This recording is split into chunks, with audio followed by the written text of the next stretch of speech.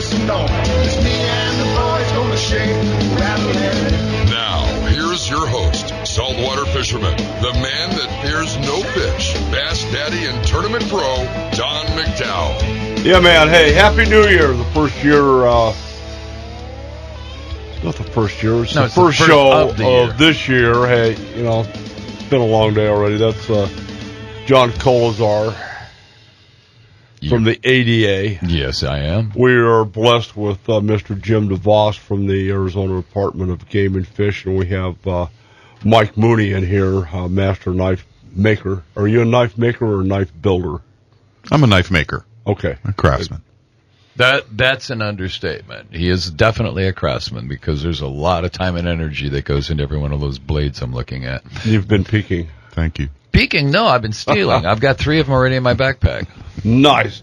As we go through the show today, we're top of the second hour, we're going to be talking to Robert Montgomery. You will know that name as senior staff writer for BASS.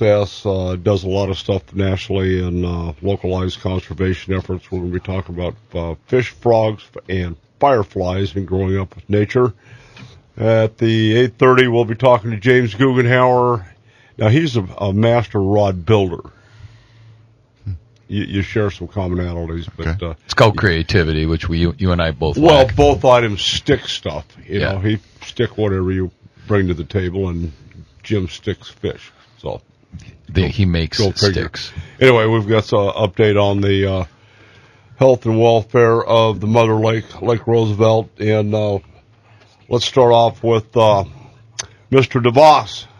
Good morning, Don, and Happy New Year to you and to all your listeners. Absolutely. I'm happy to be here. You know, we're actually in our 15th year. We've outlived everybody that has been on the radio with an outdoor show in the state of Arizona, and basically the nation, from what I understand. Really? Longest running. Yeah, go figure.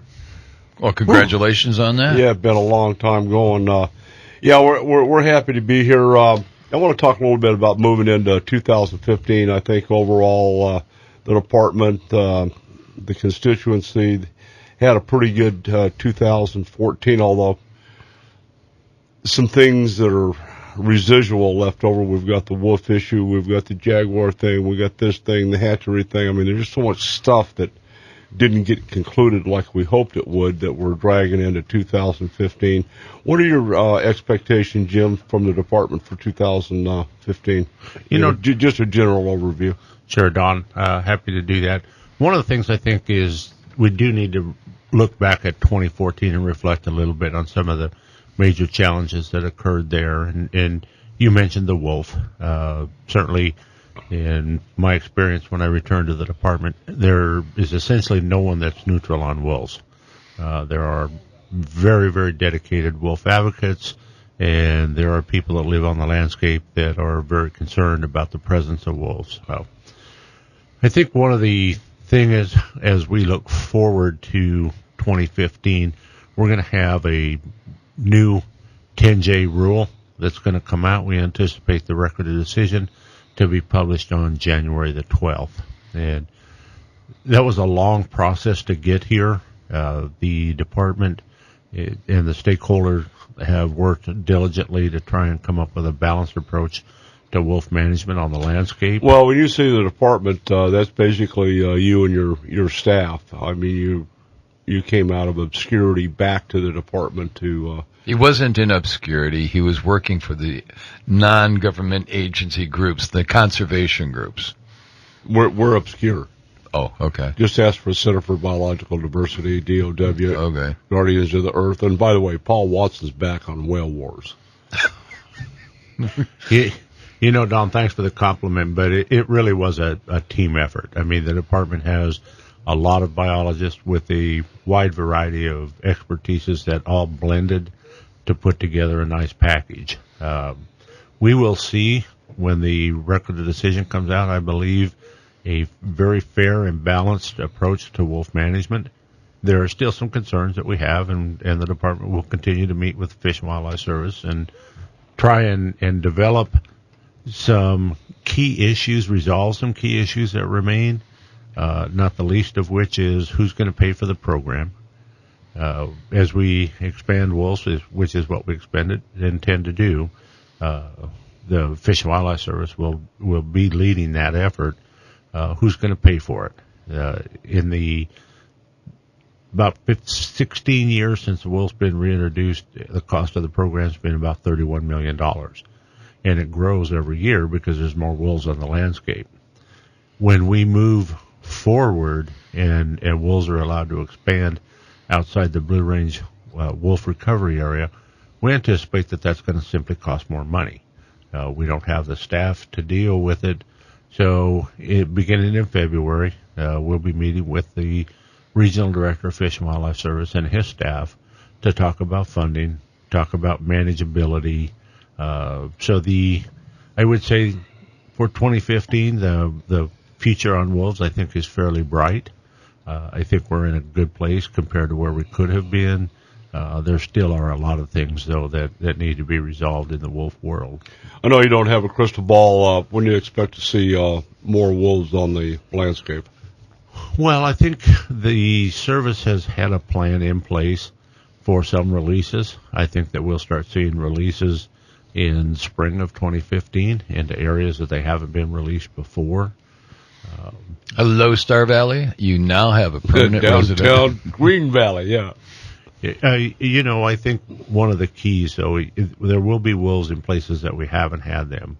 One of the key successes I think that the department was able to negotiate is a limit on the number of wolves that can roam the landscape. Correct. That was pretty paramount. Yeah. I think that if you look at the impact of wolves, the broader area that a given number is spread into, the least impact that you have. So, yeah, there'll be wolves in perhaps Green Valley, certainly other places, but I think we can manage the impact. We've got some, I believe, fairly good language in the record of decision. We won't know for sure till next week, but I think that manageability will be there. We certainly were successful again with getting a cap on the population, but we were also able to get, I think, some fairly strong language on impact to ungulates, or primarily elk. That was the big key, was the impact. Once it hits a 15%, that's when we start taking a look at the numbers. Exactly.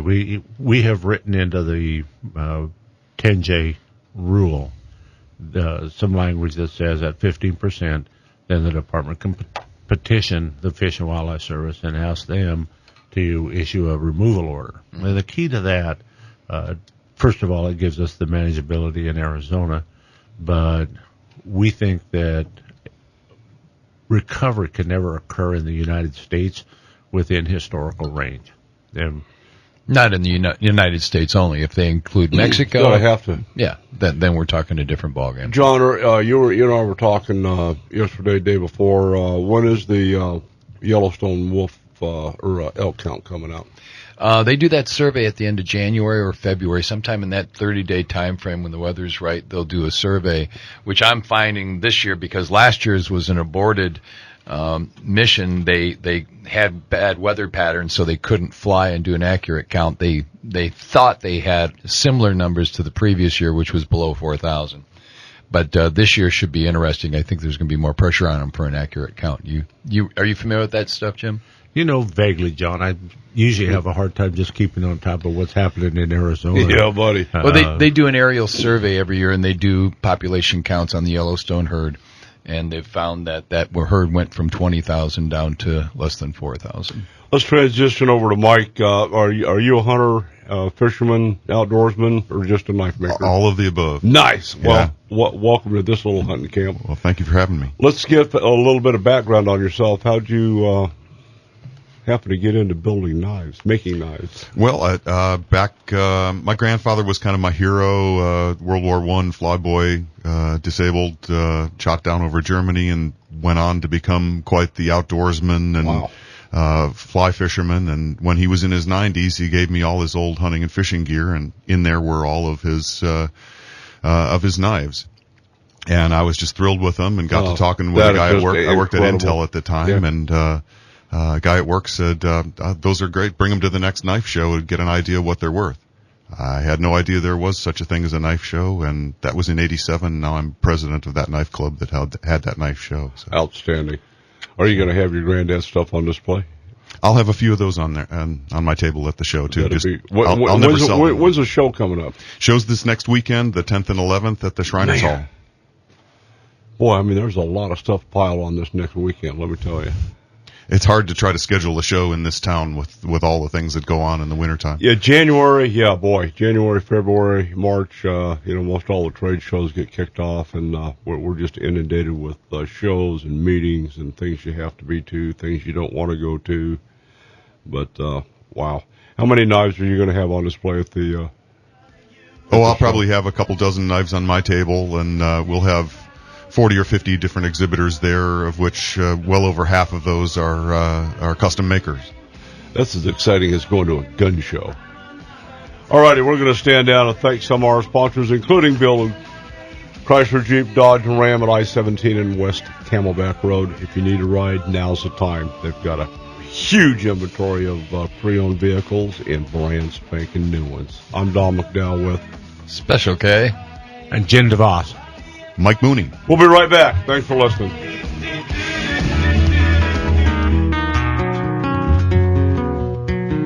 I got my toes in the water, ass in the sand, not a worry in the world, a cold beer in my hand, life is good today. Welcome to 2015. That should be the theme for the year, JK. I'm hoping. Imagine that, Devo and sandals and a red Corvette. Oh, yes. Hawaiian shirt.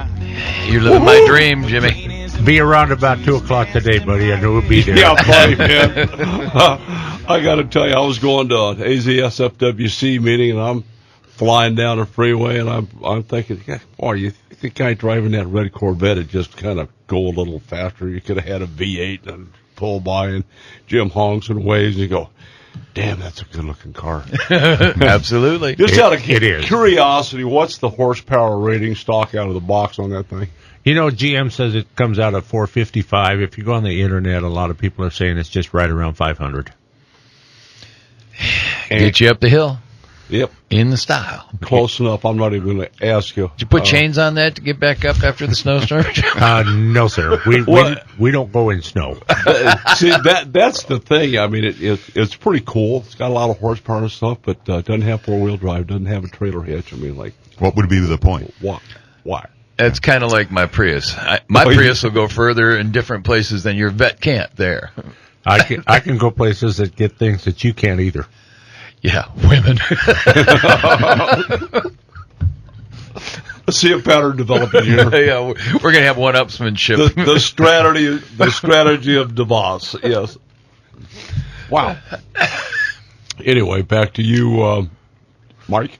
Yes. We're talking about knife. You had a question, Jim, that was pretty pertinent to the interview. I did, Don. I'm sitting here looking at 5 knives, and they are just absolutely gorgeous. So I asked Mike how long it takes to make one. That's the most asked question that I get. There are times when I don't really want to know the answer to that because I figure I'd be doing better, pushing a broom down at the high school. But I probably have a day to 2 days in a simple utility knife, and when you get up into the fancy stuff, then the sky's the limit. I'm looking at some of the wood patterns. You said you run those on a belt grinder to get them down to the finish that you want. Mm-hmm. Let's talk about that pressurized treatment, because I know a lot of the wood, I do a lot of turning on lathe. Okay. And I know a lot of the wood, if it's not kiln dried, even if it is kiln dried, you're still going to get cracks. Sure. So how do they prevent that?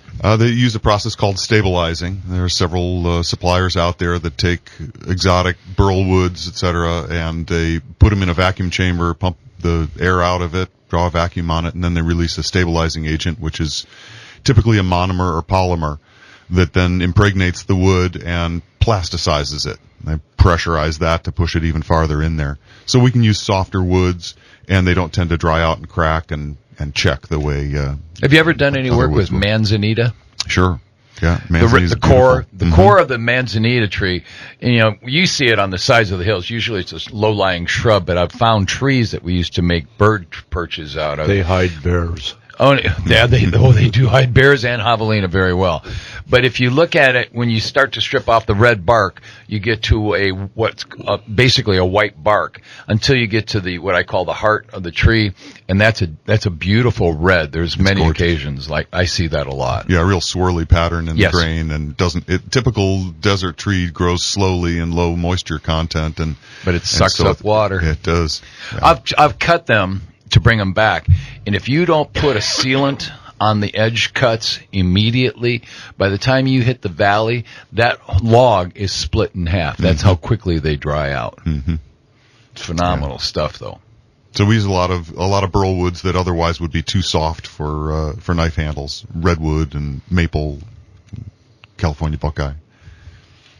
California buckeye. I hadn't heard of that one. Oh, it's beautiful. It's beautiful. It'll be yellow to gray, swirly, typical burl pattern. Really, really pretty stuff. I'll be darned. And I use a lot of Arizona desert ironwood, which cannot be stabilized because it's naturally so oily. Mm-hmm. And it's a bear to work with. It's stinky stuff. And you ever try to get it lit? Good luck on that. Yeah, and it'll gum up abrasive belts like crazy because it's got a lot of oil in it. The ironwood does? Yes. I'll be darned. I've known that when I'm turning it on a lathe, the knives go dull extremely quick. Mm-hmm. I don't care what kind of knife you're using; it's going to go dull working with ironwood. It eats it. It's that hard of a wood. It does. But it's probably one of my favorites. It's so pretty. Mike, let me ask you this: I'm seeing a lot of Damascus blades coming out.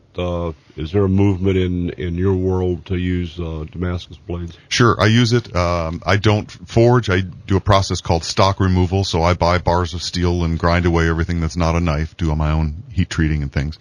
But I do use commercially available Damascus. There's a number of guys around the country that make really good quality Damascus. There's a lot of Damascus, like anything else. There's a lot of it on the market, and you got to know what you're buying. And there's some of it that's coming out of the Middle East that might not be quite as good as what they're producing. Where out of the Middle East? In Pakistan. Really? Yeah. Seems like they'd have their hands full with other issues. But the problem with that whole area is they don't fish. That must be it. And we were sitting here. No, I'm serious. Now we're sitting right here in this room. When the troops took downtown Baghdad, there's two rivers there in Baghdad. And I made another smart remark, not that I make a lot of them, but I thought it would be a great spot to open up a tackle store and a boat store right there on that river. A couple of weeks went by and the emails started coming from the troops. They were listening. And we started sending over combo rods and reels and terminal tackle, sunblock, handy wipes, lip balm, and stuff for these guys. And fish in the Euphrates. Yep. Do they really catch fish? Well, yeah, absolutely. All the fish belonged to Saddam, and after he was gone, the people got to fish, and they're in a much better mood in Baghdad. That's understandable. Yeah. Yeah. I mean, what an opportune place for an urban fishing program. Exactly. I'm just saying. I agree. Maybe, is that where Eric Swanson went?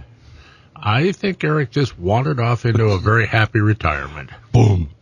Got it. Okay, back to you. What price-wise, what is the difference in quality-wise on Damascus versus whatever? And my next question is, what steel other than Damascus do you recommend for a good all-around knife? Okay.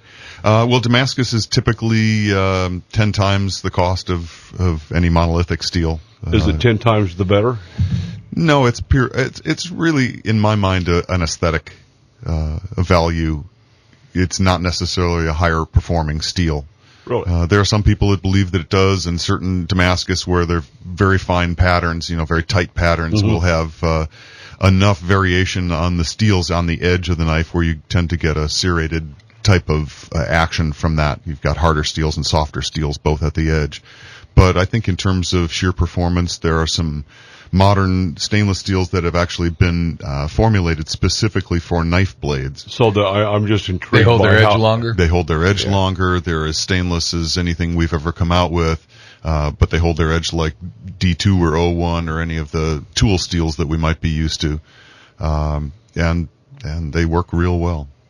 They use a particle metallurgy process that tends to get a more even distribution of carbides, and so you have a better cutting edge, more carbides on the edge, evenly distributed, and they're hard little teeth that cut through things. Well, what number of stainless are you recommending? I'm using some of the particle metallurgy steels. S30V is one of them, S35VN.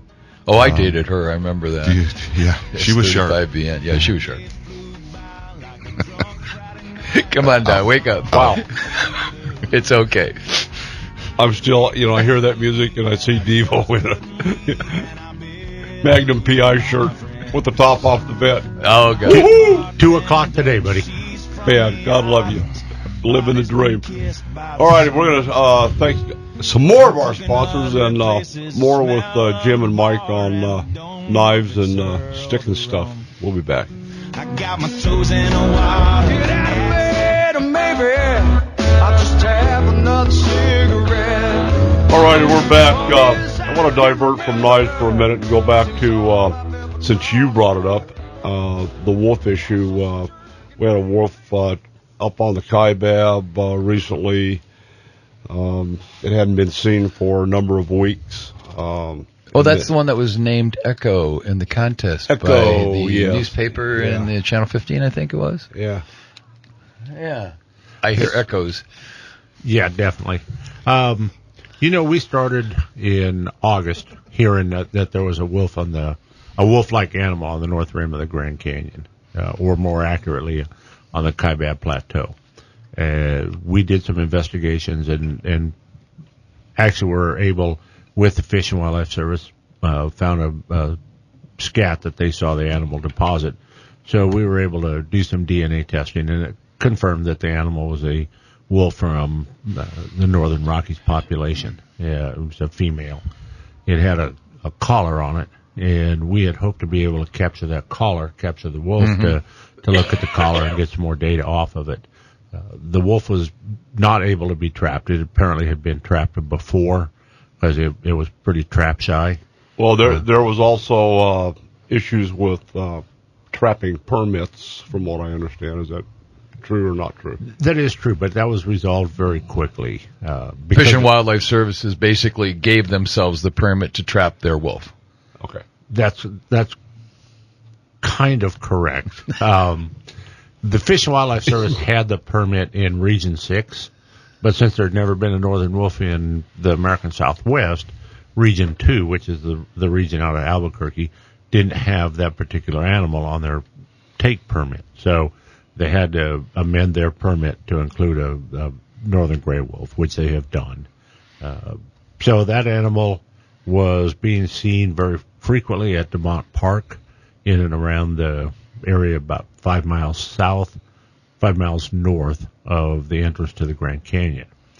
It's where a lot of buffalo were being harvested, so it was pretty good groceries there. That's a buffet right there. Easy to make a living on those carcasses. Yes, sir. Exactly. In November, just before Thanksgiving, there was a report of a wolf being seen in southern Utah. And last week, a person actually shot that wolf. The story that I heard from Utah Department of Wildlife is that animal was in the act of attacking livestock. It turns out that animal was a 3-year-old female that came from near Cody, Wyoming. She was trapped in January of 14 and then went missing sometime during the year. We're now trying to determine whether the animal that was on the north rim of the Grand Canyon and the one shot in Utah were in fact one and the same.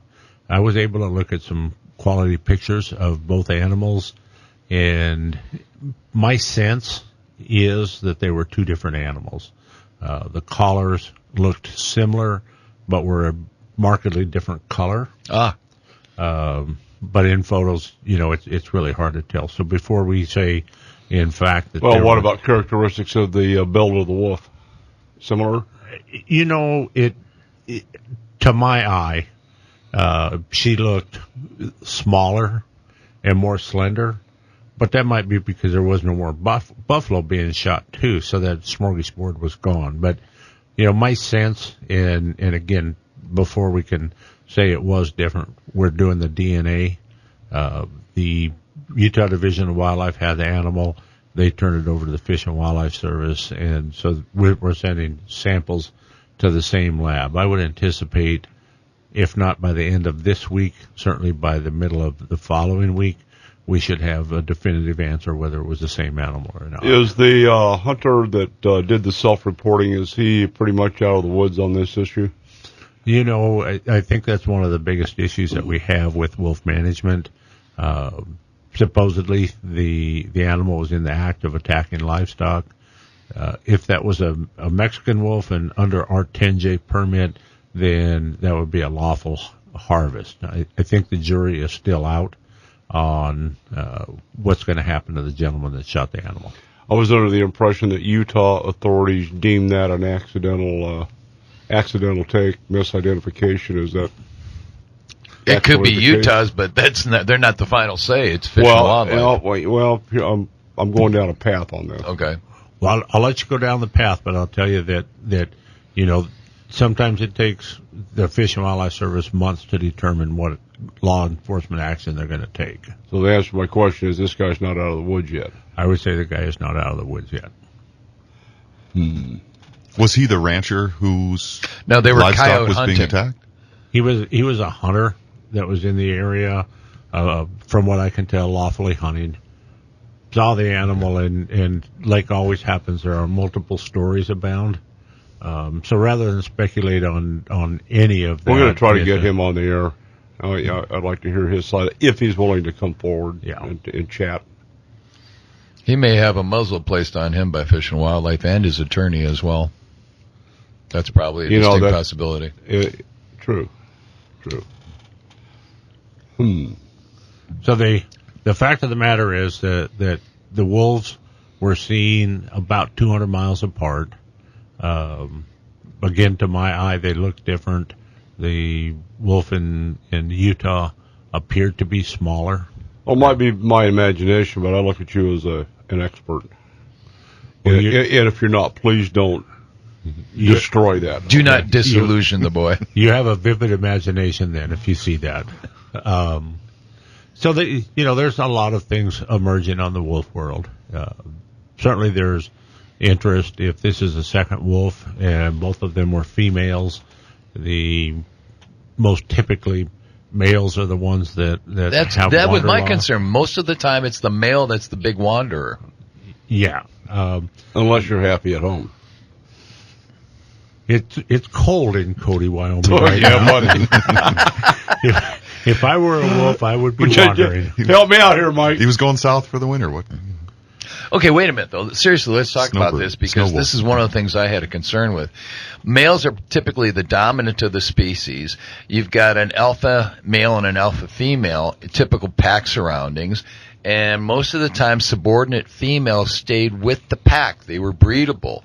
I find it interesting that there would possibly be even two females that have wandered that far away from any pack structure on their own, independent, and wandered that far. A male I could understand looking for some activity or establishment of his own territory with a mate, that kind of thing. But for a female to wander that far, that's fascinating behavior. But again, I'm not the expert on it.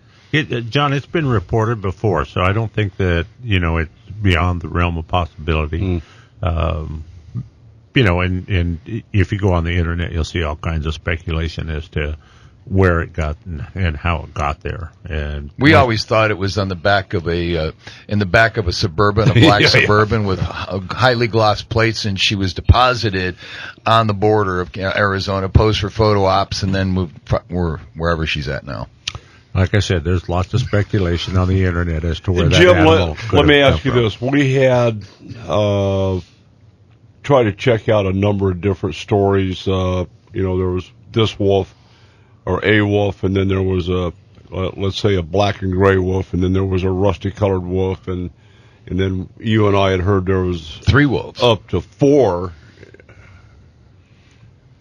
What happened to the other 3? I think one of the things, and I'll just use an example that happened on Friday. We got a picture of a verified wolf in southeastern Arizona. And then when you look at the picture, it's really a bushy winter coat coyote. So my sense is that there's a lot of wolves that aren't wolves that are being reported right now. Gotcha. What I tell people is it's not impossible that you saw a wolf, but invariably the pictures that we see, not invariably, but most frequently the pictures we see end up being a bushy winter coat coyote. Sasquatch syndrome.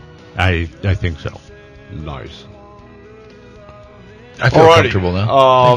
That being said, normally after this break we do roll call. I want to report today that as of yesterday there were no reported soldiers killed in action in Afghanistan and or Iraq. That is great news. We'll be back after a break. I'm half stoned. For breakfast some cornflakes and vodka. But cornflakes have carbohydrates, so I don't eat those fattening cornflakes. I eat the vodka straight. Nice. Drink, everyone drink. It's not as bad as it's kind of an Irish thing, don't you think? Must be. Gypsies would never do that. No. Hey, we're English and Irish and a little Scotch, and Grandma was part Indian. There's no drinking or fighting in my family. Let's just say it. Okay, we were visiting with Jim on the suspected other wolves up there. So you think we only have one confirmed wolf sighting? Well, we've got two on the Kaibab, not the one up in Utah, but I'm just specifically on the Kaibab. That is correct. Just a wolf. That is correct.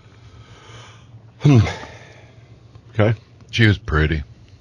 You know what? They're pretty amazing animals. They really are. Yeah. I had a discussion with Robert Montgomery yesterday. We were talking about that, and he's a conservationist, and like a lot of us, wolves are cool. They're a cool animal. They're cunning. They're sneaky. They're great to look at, and their ability to hunt and pack structure and follow a structure to successful conclusion of a hunt is phenomenal. Yeah, and they are absolutely great killing machines. And where we are today, and explaining to Robert, he's somewhat familiar with the MGW issue here. Is that for us the management cap or the population cap and the management protocols to be able to deal with those animals is crucial, which is what you and your staff have been able to eke out with the service. Yeah, I think like I said when we first started, I think we're in a much better place than I would have anticipated we would be right now. The service came a long ways towards the center, and I think the department and the stakeholder group laid out a reasonable approach that contributes to the recovery of the wolves. So I think, the two sides came to the middle. We still have factions of people that believe that the agreement that was brought together it will ultimately lead to the demise of the gray wolf. I think quite on the opposite. I think that it's a good program. Otherwise, we wouldn't have gone that way. And I think it opens the door to Mexico too, which I think is absolutely critical. Well, I think that's what we need to keep out there in the forefront, trying to educate the public, because like you said when we started, there's two sides to this issue, and one of the issues that I saw, and I talked to JK and some others about it, Center for Biological Diversity started screaming immediately when this wolf was taken in Utah. Michael Robinson, I believe his name was demanding justice for this wolf, and it just seemed to me like more Ferguson mentality, another opportunity for ignorant people to be more ignorant. Deal strictly on emotional level. Yeah, moving through this thing. So, there's still a whole bunch of factions out there trying to stick their finger in everybody else's eye. And, I think for speaking for no one other than myself, 2015, I'm going to continue my quest to do something about the governmental overreach. There'll be a film at 11 on some of this. and, try to get, using this platform to educate, because there's two sides to everything. There's two sides to the wolf story. And, seeing what we're seeing, the progress being made for Arizona, I think it's paramount. You guys need to be supported doing what you're doing, and great job. Thank you, sir. Yeah. You asked a little bit ago what the vision was for 2015, and let's move on from wolves. Yeah, thank you. We could do 14 shows on wolves and never really plow the same ground. One of the things that I think is going to be a real challenge to not just the department but state government in general, this is going to be a very hard budget year. We believe that the department has made a request that is a reasonable request, particularly in light of the fact that the department is essentially self-funded. But we do need legislative authority to approve our budget and our expenditures in most lines.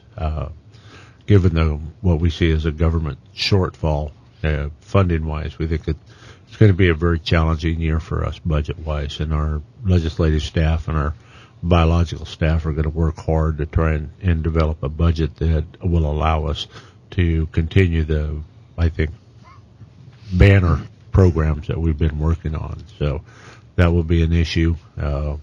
We just recently had an announcement of a new governor appointee for our commission. And so the 2015 will, as it always does in the commission world, bring change. We'll have J.W. Harris, who I think has been a fabulous commissioner, will be leaving us once Mr. Zeeler is appointed. Confirmed by the Senate. Confirmed, yes. Yeah, confirmed, because it's a two-step process. The governor appoints, and then the Senate has to confirm. So, that will be a challenge. One of the things another challenge for Arizona in general is we're a growing state. And you look back 40 years ago, managing wildlife was much more simple. We have 6+ million people now. We've got new power lines coming across southern Arizona. We've got new transportation corridors. The I-11 corridor is being talked about, which will run essentially from Nogales to ultimately to Canada. So, we've got a lot of infrastructure changes in the state that really challenge not just the department, but Department of Water Resources and all our natural resource agencies to be able to maintain the goods and services that the public expects of us. So we do live in a changing world, and that's a constant challenge that we have, not just for 2015, but, given our economy upturn a little bit, we anticipate that we'll see more development and more interest in changing habitat from wildlife habitat to human habitat. So a year of the challenges, it always is. It's going to be. Let's get back to Mike. We've got a few minutes to wrap this up. Mike, you've got a website with your wares and your fantastic work. How do folks look at that? Oh, thank you. My website is moonblades.com, just like it sounds, moonblades.com. And you can see some of my knives on there and some others that I've made over the years. And get in touch with me. And then our knife club has a website, ArizonaKnifeCollectors.org. And we would invite you to come on down to our show this weekend at the Shriners Hall. Where is that located? Shriners Hall is at 552 North 40th Street. That's between Van Buren and McDowell, just north of the airport. And cool. We'll be down there Saturday and Sunday, Saturday 9 to 5, Sunday 9 to 3. And we got knife makers from all over the country coming in. We got a guy coming over, Hans Weinmüller's coming over from Austria. And I've heard that name. Oh, he's an incredibly talented guy. We got Ray Rybar and Mike Tyree are a couple of local master smiths here, and some real incredible talent. What do you expect the through the gate attendance is going to be for that show? Oh, I would guess we'll put somewhere between 750 and 1,000 people through there. Oh, pretty good. Yeah. I try to get into the gun show, and, it's like, I try to get in Walmart on Black Friday. Yeah, we're a relatively small show, and we keep it to knives. We've tried guns in the past, and we want to be a knife club and have a knife show. So, well, they do go hand in hand. A lot of functional art down there. To a certain extent. So they do. It's important not to take a knife to a gunfight and so on and so forth. There you go. All right, having said that, we're going to stand down. Watch out, boys. Bass Daddy Don's gonna make some noise. It's me and the boys gonna shake, rattle, and... Now, here's your host, saltwater fisherman, the man that fears no fish, Bass Daddy and Tournament Pro, Don McDowell. All righty, we're back. Hey, thanks for joining the second hour of Shake, Rattle, and Troll in-house with us. As always, my wingman over here, JK, a.k.a. Special K from the ADA and AZSFWC and so on and so forth. Jim DeVos joining us from the Arizona Department of Transportation, and Mike Mooney, absolutely a master knife maker. Up next with us, our friend Robert Montgomery. You will know Robert from the Activist Angler, if you're signed up for that. If you're not, we're going to tell you how to do that. Also a senior writer for all of the conservation efforts for BASS, a noted author. His newest book, Fish, Frogs, and Fireflies. Jim, you need to get a copy of this. It's who we are. It's where we came from, growing up with nature. Robert, good morning. How are you, my friend? Good morning. I'm doing great. How about you guys? Well, you know, we're doing pretty well. Most of us have shorts and flip-flops on today, and I was wondering how the Missouri weather is. Well, it's sleeting right now, and it's supposed to get below zero by Wednesday. Below zero, so you don't even have a temperature. Well, it's not there yet, but it's on its way. Man. It's on its way. I don't know how you guys handle that. You know, I was recently back there, as we discussed, and I was doing my own scientific survey on global warming. I determined that wasn't the case in Missouri. It's more like climate change about every 4 hours. So. Yep, and that's definitely what's going on.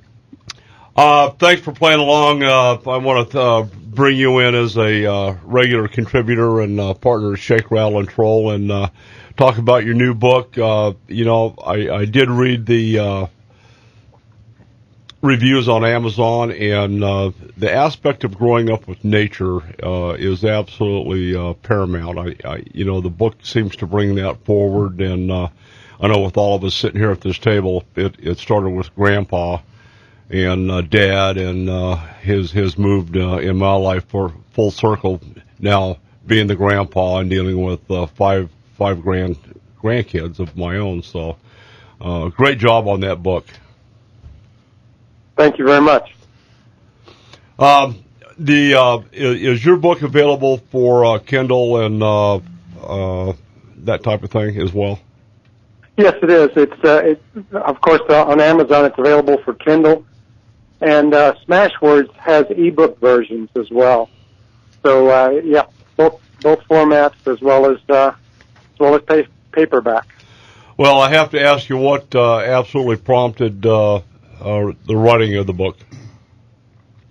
It was a conversation I had with a friend of mine out in Colorado after Why We Fish came out, and we just started talking about how important nature had been in our lives as we grew up, and that it might have started with fishing, but it certainly didn't end there. And you know, fishing drew us into the outdoors, and then we started seeing and participating in all the other things that are out there. And so it was a telephone conversation. How many contributors did you conspire with in order to write the book? There's some really good stories in there. I've got about, I think it's 13, and I went for a very wide-ranging spectrum of people who enjoy the outdoors and have used it in different ways. I've got a songwriter in there, Randy Joe Heaven from Oklahoma. I've got an artist in there, Brenda Decree from Oregon. I've got the National Conservation Director of BASS, Gene Gilliland, in there. I've got Andy McDaniels from the National Wildlife Federation. So I've got a very, very diverse group of people. I've got a teacher, and I've got the founder of a public aquarium in St. Louis. But all of them, nature plays an important role in their lives, and that's why I wanted to provide many points of view on this, as well as my own. My own essays take up, I would guess, 2/3 of it, and then they provide the rest of the content. Well, knowing Gene Gilliland like I do, you know, he's quite the storyteller. It's a wonder this thing isn't the size of the LA phone book. Well, I was delighted to get Gene in there because he's such a hardworking guy for BASS. But I persevered, and another word for that might be I nagged him enough that he finally found the time and contributed, which I was very happy for.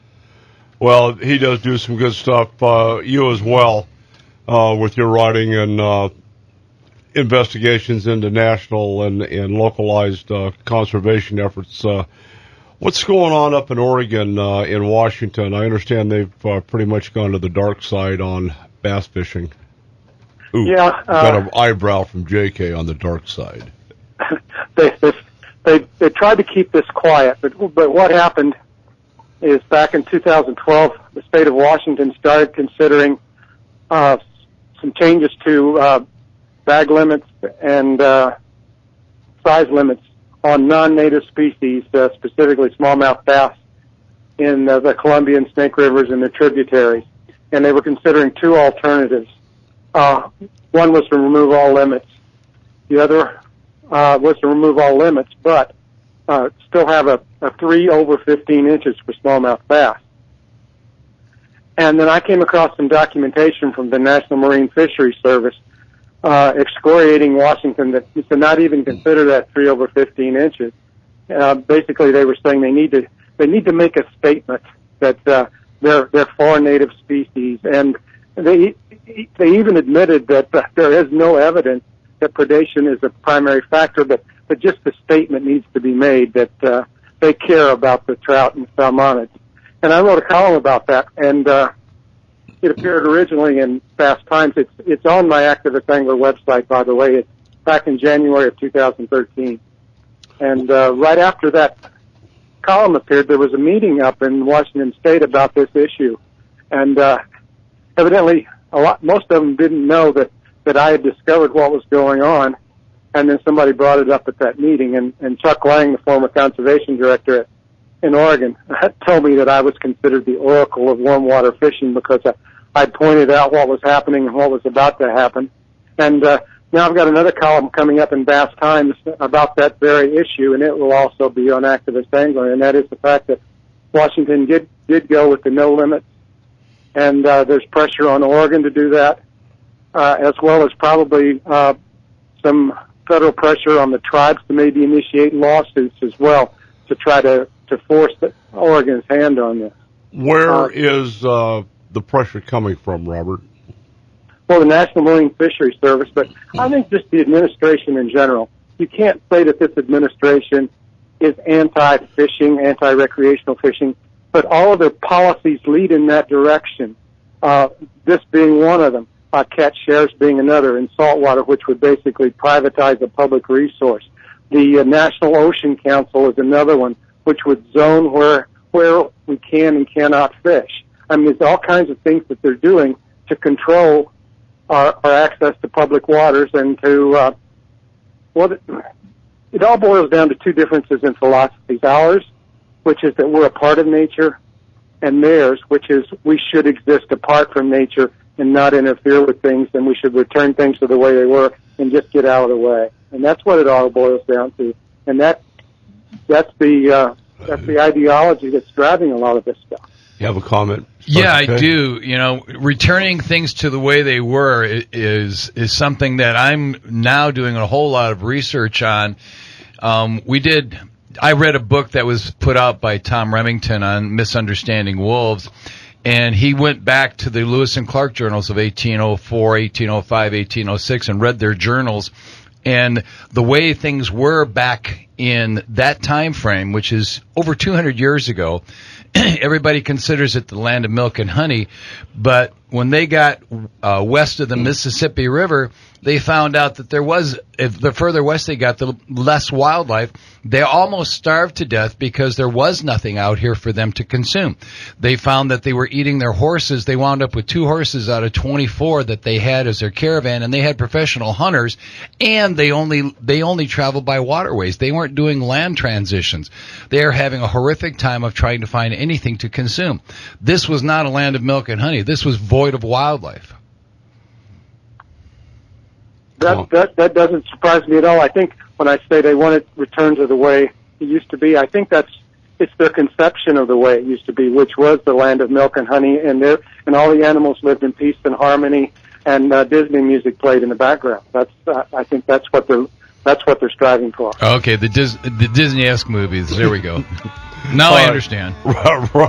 Robert, hang with us. We've got to flip into a break. More with Robert and Special K when we come back. You guys are great.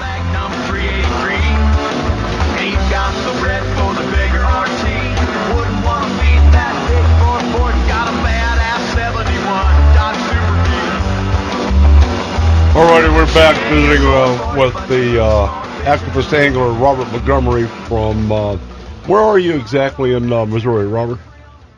I'm on the very eastern edge of the Ozarks, about 70 miles southwest of St. Louis. Nice. Yeah.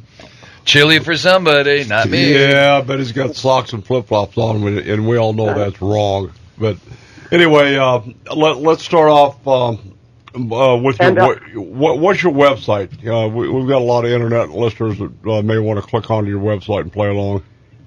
It's activistangler.com, and as I said, from January 11th, 2013, there's a post about that issue in Washington, Oregon, the Columbia River that I just spoke of. And I had another thought regarding what we were just talking about, too, and you mentioned where I live. There are far more deer in Turkey today than probably there's ever been historically here, simply because of our involvement and our management in nature. And so that's just something else I thought of. That's true east of the Mississippi. There's many more deer than there ever was, but west of the Mississippi, that's a real interesting philosophy because over the last 20 years, the mule deer populations have absolutely taken a nosedive. What are you looking at Jim for? He knows. Oh, okay. I was looking for some support from Mr. DeVos. John, sometimes it's really hard to give you full support because 20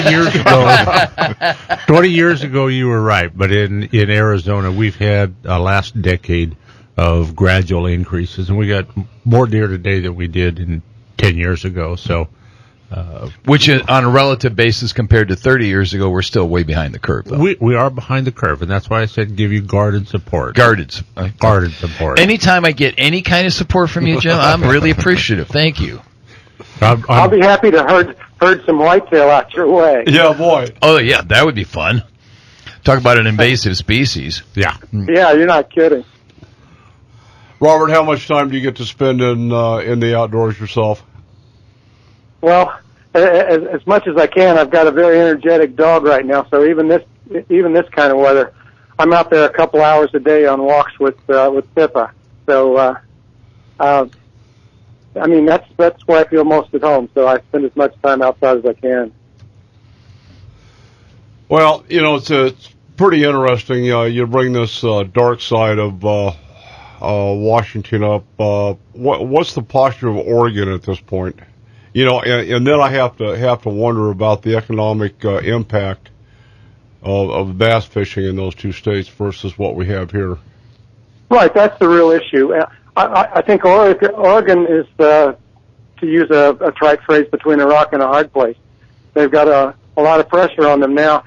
For years this issue was simply one of environmental groups, non-government organizations putting pressure on. And I think a lot of the biologists up there go along with the idea, even though bass aren't the reason for the salmonid decline, it has to do with habitat. But I think that there was just more this benign neglect, and the agencies were never openly anti-warm water fishing. Now that dynamic is starting to change, and so I think there's a lot of concern up there. And the issue is that the economic impact, because bass fishermen are still not going to keep those smallmouth no matter what the regulations are. There might be a few more harvested, but it's not going to have a noticeable impact. And up to 30% of fishing in the Northwest now is warm water fishing. Those people buy licenses, and they have a right to expect a return for their investment in their agency. And if they stop fishing, those states are going to stop qualifying for federal funds for fisheries management. So you're going to have conflict, you're going to have loss of funds, you're going to have all kinds of issues. But again, these people who are pushing this don't really care it's all about ideology, and it's not about science. It's not about economics. It's about imposing a way of life that they think is what should be. Any thoughts on that, Mr. DeVos? You know, Don, I do, and I was thinking, we talked a little bit about the National Marine Fisheries, and they're a federal agency that has corollary powers to the Fish and Wildlife Service. And as you and I have talked a number of times, the same philosophy of downplaying introduced fishes is paramount now with the Fish and Wildlife Service as well. We've been working on the Willow Beach hatchery issue. The National Fish Hatchery strategy that the Fish and Wildlife Service produced about 18 months ago essentially eliminated the production of trout from our federal fish hatcheries. So, this is a philosophy that is fairly broad spread in both of our federal agencies that deal with fishing issues, given the Marine Fisheries and Fish and Wildlife Service. So it's a shift in philosophy that we've seen in the last few years. The emphasis on the shift has been much more prominent in the last few years. So, scientific community and parts of it have been pushing the no non-native fish agenda for a long time, but now, as the speaker said, we're seeing agencies pushing that same philosophy, and it's clearly a concern. In our state, we sell an awful lot of trout licenses, and we've done quite a few studies, and trout in particular are not the cause of the demise of native fish. So it is an ideological argument that is shaping how fish are managed in much of the country right now. Would it be a safe assumption that this ideology is more paramount in the last 6 years than it has been in the past? I would say that I have seen a shift that's escalated in the last 6 years. Yeah. Maybe we can weather the storm for an additional 2 years, and let's just say maybe 3 years from now we'll be having a different conversation. Any thoughts on that, Robert? Yeah, Don, it's not only those two agencies. That was a very, very good summary of what's going on, but the National Park Service is also involved in that as well. I've had people very high up tell me that the Park Service would just as soon manage its properties without people getting in the way. I mean, the more people you have doing things in the national parks, the harder they have to work at management. And you're seeing that play out in Cape Hatteras, for example, where they've severely limited access to the beaches, those historic beaches for surf fishing because of concerns about birds. They made it much more restrictive than it would have to be to protect those nesting areas. You see it going on at Key Biscayne in Florida, where they're trying to do similar things to limit access. It's those two federal fisheries management agencies, but it's also the National Park Service. Any thoughts on that particular one, J.K.? Grand Canyon Park, Grand Canyon, Unit 48, where they've got, that's the fascinating part. They have so many buffalo in the park, they're destroying habitat left and right, and they want them out of the park, but rather than allowing a limited number of permittees to go in and hunt, they're going to hire federal sharpshooters at a cost. Doesn't make any sense, but that's what they do. Robert, I want to thank you for playing along. We'll look forward to having you back real soon. We'll talk next week. God love you, and keep doing what you're doing, man. You're the best. Thank you very much. And hey, guys, I really enjoyed the conversation. Thank you. All right, anytime. Robert Montgomery, ActopusAnglers.com. Check him out. Sign up for the email. We're going to stand down. When we come back, we're going to actually have a fishing report on the Mother Lake. We'll be right back. Well, the morning's kind of damp. I'm not worried about cutting the grass. Left my truck at the boat ramp, and my boat is full of gas. My old boss thinks I'm sick today. He won't have me to harass, 'cause I'm out here on the river, and he can kiss my big old bass. Alrighty then, we all know what that means. That's our master rod builder, James Guggenhauer, from Rim Country Custom Rods, from downtown Payson, where the weather is absolutely frightful today. James, good morning. Good morning. It is frightful. It's 11 degrees this morning, and warming up a little bit now. It's up to 15. Oh yeah, that's a heat wave. Well, I feel pretty honored. We have Mike Mooney here, that, like yourself, is a master craftsman on knives, doing the same thing with knives as you're doing with custom rods. So, pretty interesting. Yes, I've been listening online there, and yeah, it's fun to build stuff like that. And guys that can design and develop and build those, I have a lot of respect for. I want to make one correction before we move on. This is Jim DeVos from the Arizona Department of Game and Fish, not Department of Transportation. My apologies, Mr. DeVos. It was fun. Well, I'm thinking DeVos, the Corvette. You're having your own lane on the I-10 and whatever. It all made sense to me. Well, my mind has a tendency to wander when we're talking about little shiny red Corvettes. So anyway, back to you, James. What's happening on the up on the mountain? Yep, the big talk up here this week is the snow.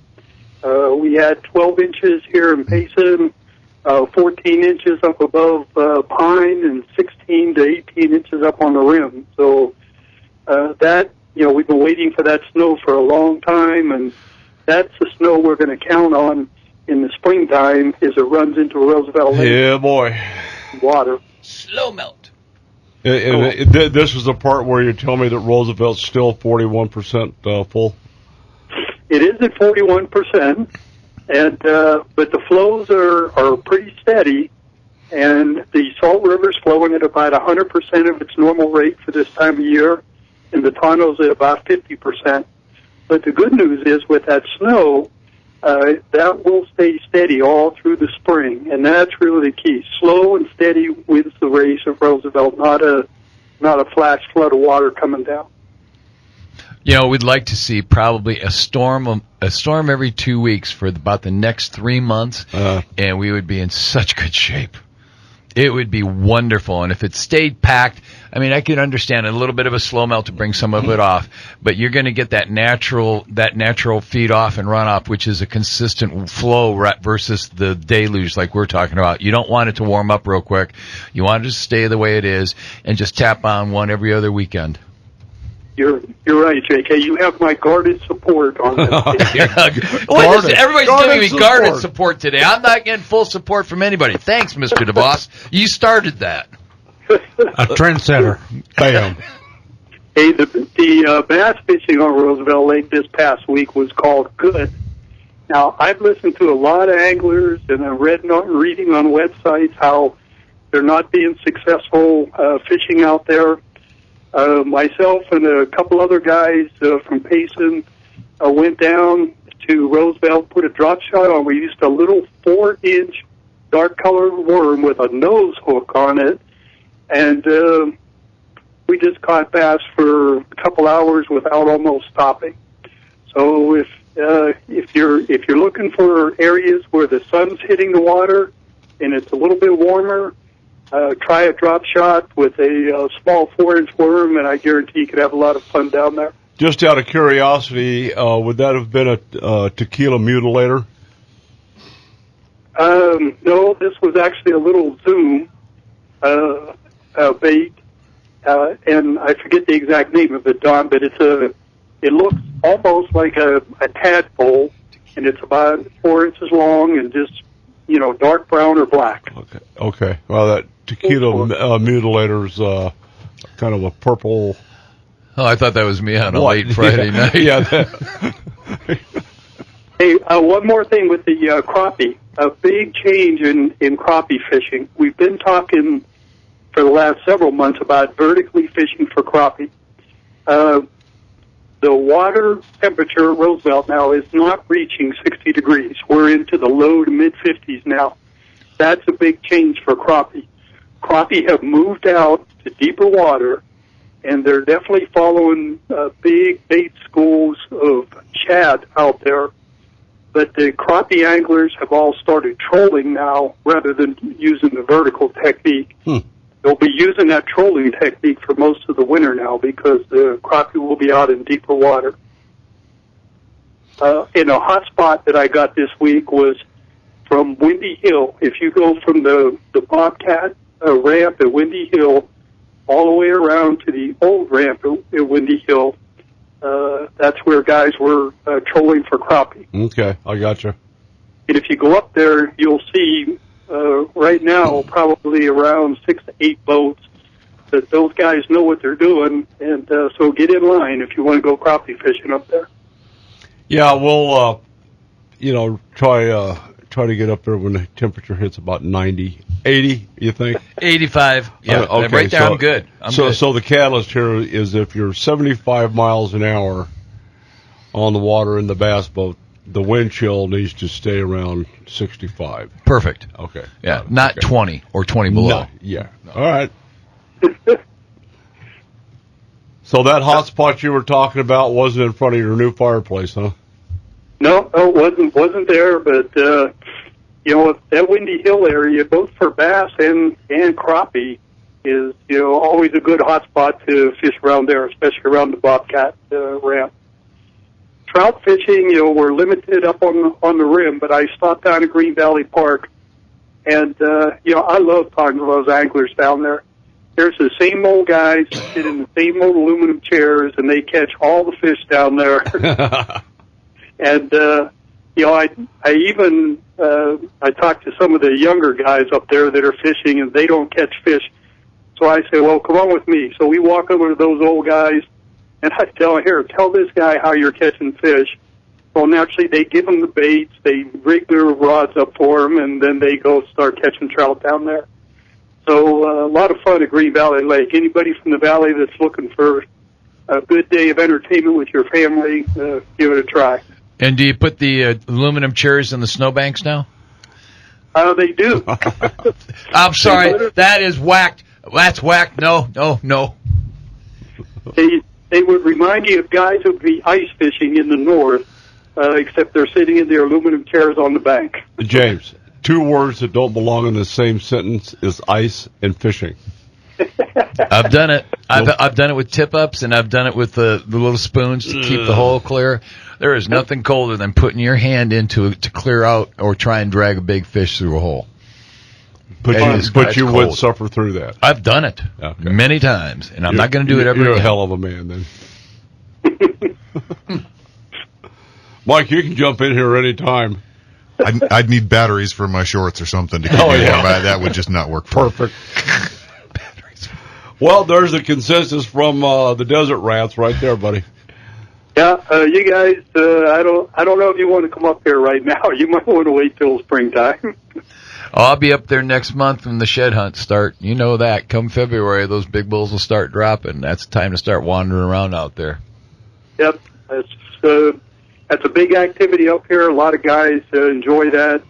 Not only that, but it's look right now is when guys are putting their trail cameras out again, just to see what animals have made it through the hunts and getting ready for next year already. Well, rumor has it he was out in New River hunting around sheds anyway, so I'm just saying. I'm not talking. Oh, yeah, okay. You're a troublemaker, Don. Not. Well, I'm still struggling over the Department of Transportation over here. we if you need to take a look at Don McDowell today versus Don McDowell of a week ago. Hey, really good talking to you, James. James, he in order to pass through his auxiliary Coast Guard testing, Samson had his locks shorn. There is no mullet left. Uh-oh. Yeah, and he's irritated because of this. That's regulation. Oh, brother. Yeah. All right. Hey, we're going to move along, James. Stay inside. It's far too cold to go outside and pacing today. Thank you, gentlemen. Talk to you next week. All right. Our best. Happy New Year, James. There you have it, RimCountryCustomRods.com. And what's yours, Mike? Moonblades.com. Moonblades. Say that, and I automatically go to Moon Pies and a Fresco. What about you? Remember those? Yeah, I do remember those. Back in the day. Back in the day. You know, you can buy Moon Pies at Bass Pro Shops. Yes, they still carry them. They do. Okay. But they don't have Fresco over at the... turn it loose. We're out here. We'll be right back. I don't remember loving you, and I don't recall the things you say you put me through. You tell me that you've had a guilty conscience for so long. You say that you walked out on me. You say you did me wrong. Well, I just don't see how that could be true, 'cause I don't remember loving you. All righty, we're back. Thanks for the sing along there, JK. You've been getting a lot of support today in various manners. So yeah, lack of support more than that. No, you know, everybody's guarded support. Conditional support. That's Wow. a new term for me. Yeah, Mike, I want to thank you for coming down. Give us the details on the knife show on the 10th and 11th. Okay, Don, thanks for having me. We've got the Arizona Knife Collectors Association putting on our annual show. This will be our 46th show, January 10th and 11th, down at the Shriners Hall, which is on 40th Street, 552 North 40th Street. Okay, those are the guys with the cool hats and the ponies, right? Yeah, right around on the little cars in the parades. Yeah, that's it. Yeah. I always wanted a fez.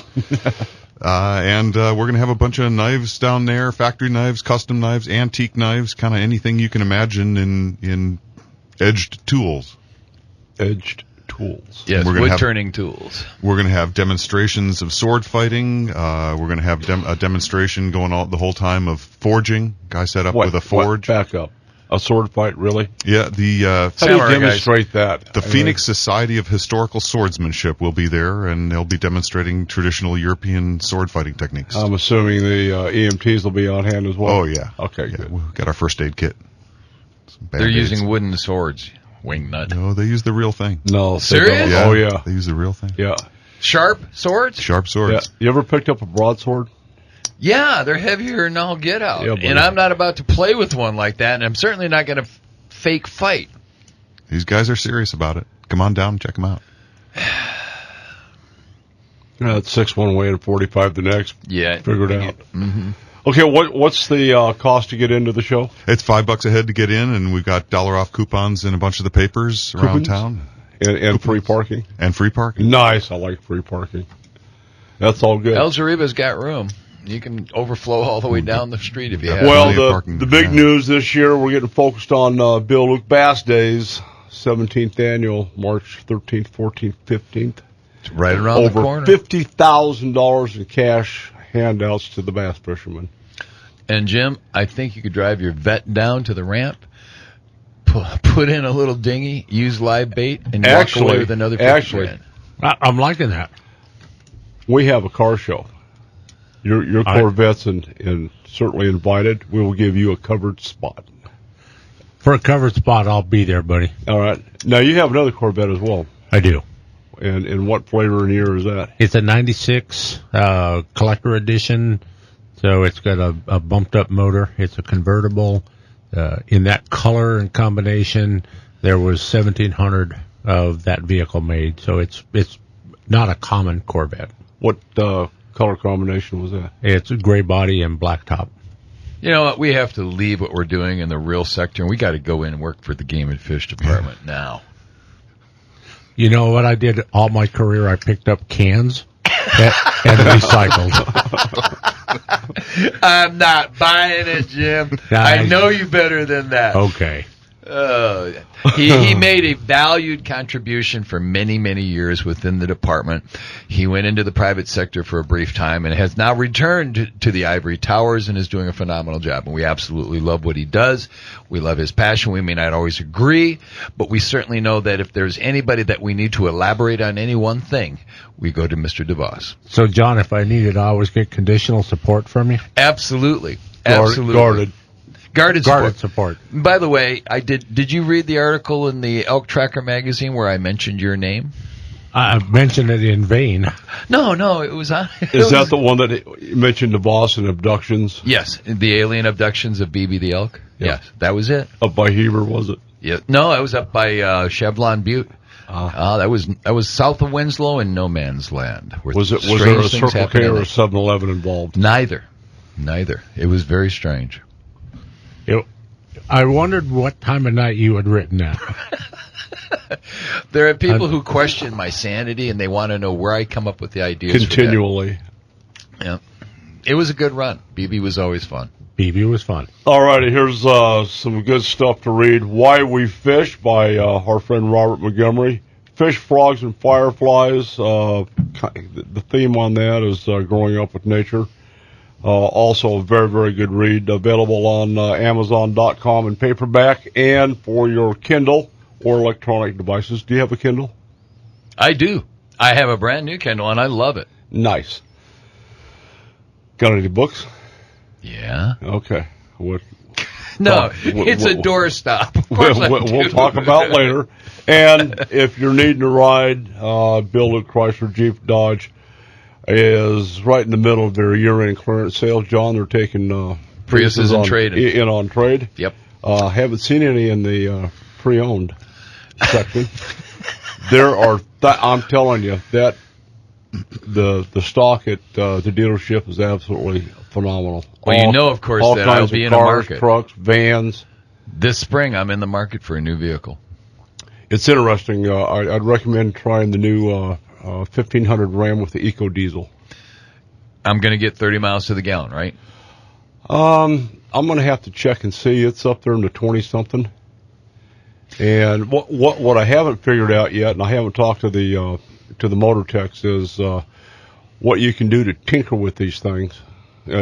You being a hot rod guy, you'll understand this.